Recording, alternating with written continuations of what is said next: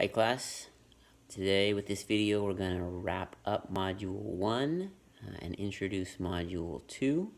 As far as Module 1, great job all of you that contributed posts.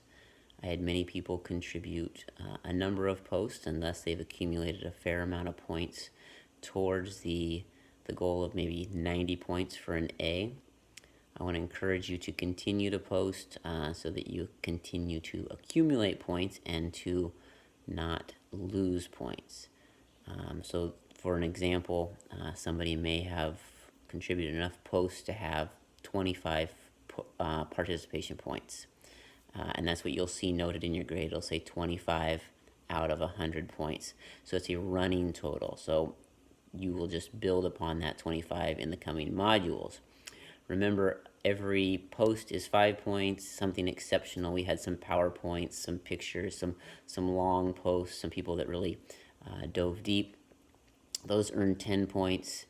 And then the unfortunate part is if you do not post during a module, so during a 2-week module, you will lose 20 points. So just because you may be somebody that's got a lot of points, don't forget to post and then end up losing those points because you can lose them rather quickly. Module 1 was great. I saw a lot of people connecting with each other, connecting with me, and that's what I wanted to see. Maybe some evidence that we are in fact a community. We're a community at COD. We're a community in the Coachella Valley. We're a community in Southern California. So in the next module, I want you to think about those communities, and it could also be communities maybe in your particular neighborhood, the community you work in, if you work outside of school, and you're going to be answering 2 questions there. So question number 1, I want you again to look at your community. It can be, again, very small, like your neighborhood or where you work. The community at COD, it can be bigger than that. It can be Coachella Valley. It can be all of California.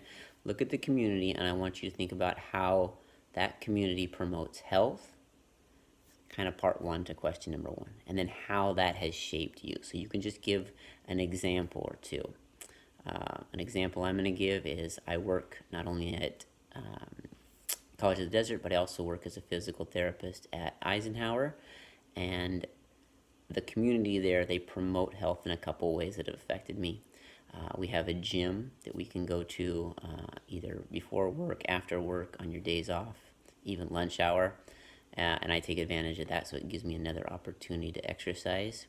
And then they also do annual health assessments where they do blood draws, they look at our body mass index, those types of things. And the draw to doing that is it lowers what you pay for health insurance, and then it also provides feedback. So in my example, it has some of the blood work. I have high cholesterol that runs in my family, and so I have made efforts to lower that through diet.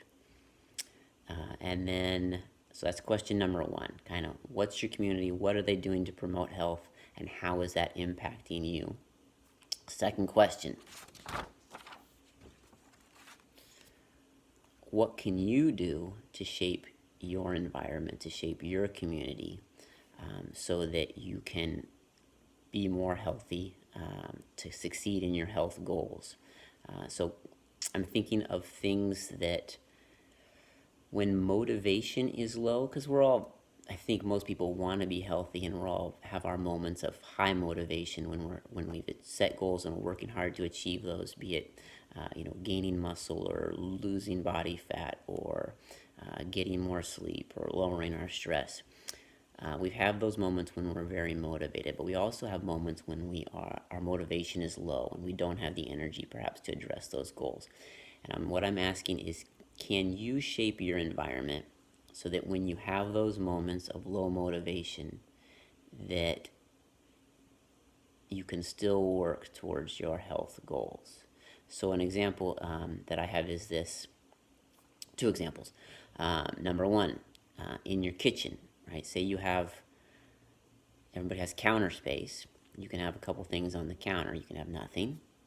You can have unhealthy options, right? So maybe there can be a jar of candy or what have you. or it could be something healthy, a bowl of fruit. So if we shape our environment by having the bowl of fruit, when motivation is low and you're just going to grab whatever's on the counter, instead of grabbing for the candy because it's not there, you're reaching for the fruit. So that's one way we can shape our most immediate environment, in our most immediate community, you and your family.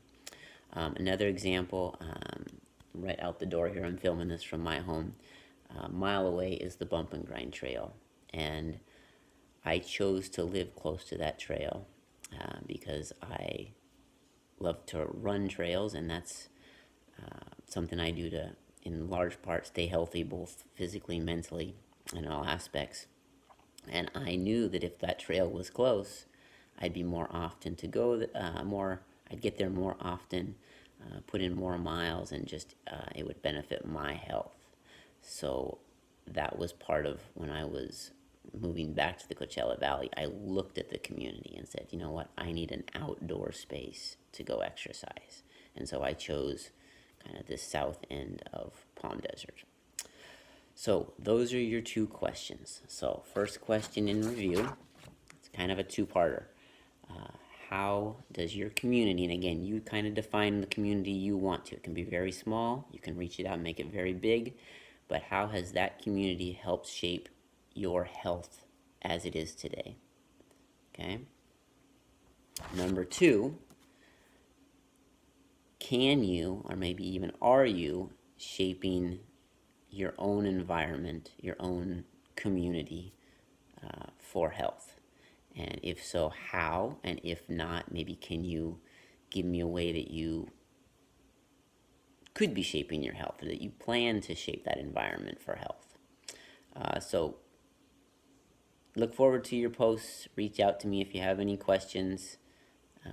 Like I said, everybody's off to a great start for the most part. Talk to you later.